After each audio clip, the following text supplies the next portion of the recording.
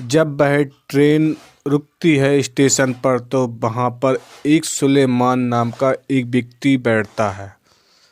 जब वह डिब्बा नंबर 8 में बैठता है, वहाँ पर बैठने के बाद अपना टिकट लेने के बाद सारा सामान वहीं रख देता है। सामान रखता है, फिर वह देखता है कि नीचे सीट पर एक महिला बैठी है।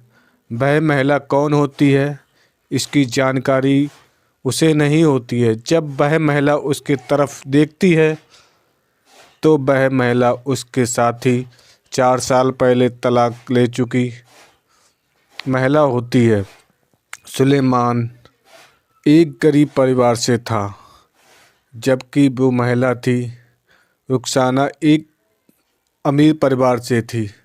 जबकि वे दोनों 4 वर्ष पहले एक दूसरे को तलाक दे चुके थे। तलाक देने के बाद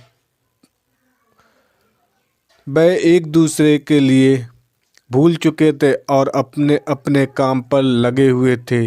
जब जैसे ही वे ट्रेन पर उसी डिब्बे में मिलते हैं जिस डिब्बे में वह दोनों लोग बैठे हैं, तब सुलेमान की नज़र नीचे वाली सीट पर पड़ती है और वहाँ बैठी रुखसाना भी उसे देख लेती है, लेकिन बहन उसे नज़रअंदाज कर देती है।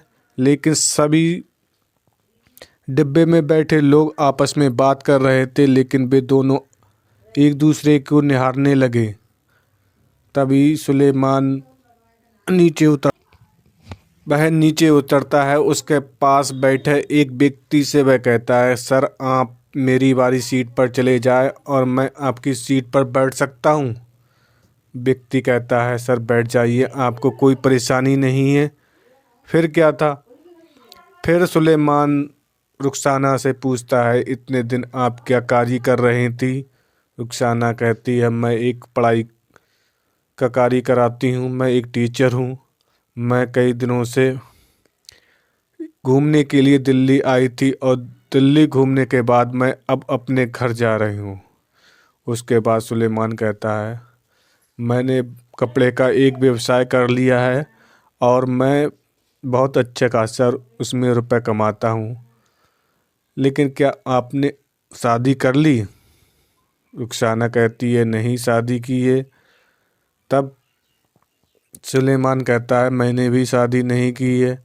उसके बाद दोनों एक दूसरे से बात करते हुए चलते हैं।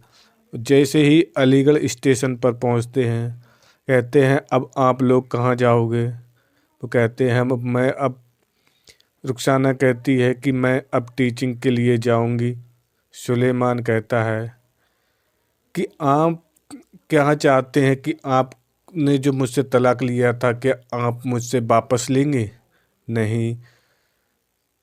रुखसाना कहती है कि आपने तलाक दिया था, वो तलाक इस बात का था कि आप पहले बहुत शराब नशा करते थे, क्या आप वो करते हैं?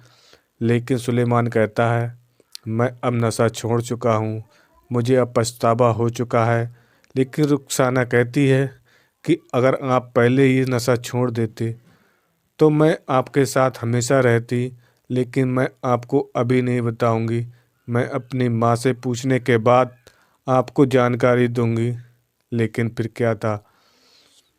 उसके बाद दोनों चले जाते हैं और कहते हैं, एक दूसरे का पता पूछ लेते हैं। उसके बाद सुलेमान उसके माँ के पास जाता है और कहता है कि आप मेरे मोहल्ले में जाकर देख ले कि मैं अब किस प्रकार से रहता हूँ, कैसा रहता हूँ।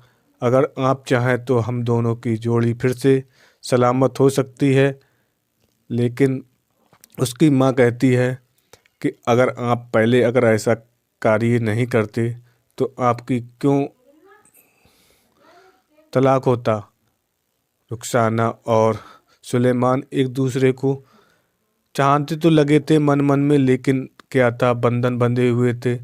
फिर सुलेमान के माता पिता राजी भी हो जाते हैं, उधर रुखसाना के माता पिता भी राजी हो जाते हैं और वह कहते हैं कि अब आप लोग शादी कर लें, जो तलाक था वो तलाक हम वापस लेते हैं। उसके बाद सुलेमान और रुखसाना की शादी हो जाती है और दोनों लोग धूमधाम से रहते हैं। बात ये थी क्योंकि मुस्लिम समुदाय में नशा एक समाज के लिए विषाक्त है, जो कि वह उस समाज में जो भी व्यक्ति नशा करता है वह अपने समाज से नकारा जाता है। लेकिन कुछ लोग नशे के आदी हो जाते हैं जो कि समाज, जाति, धर्म भूलकर ये कार्य करते हैं। लेकिन उन्होंने फिर मिसाल पेश की और इस समय वो अपने अलीगढ़ स्थित मोहल्ले में आराम से रह रहे हैं। लोग उसको मिसाल के तौर पर देखते हैं कि आज सुलेमान और रुखसाना ने तलाक के बाद भी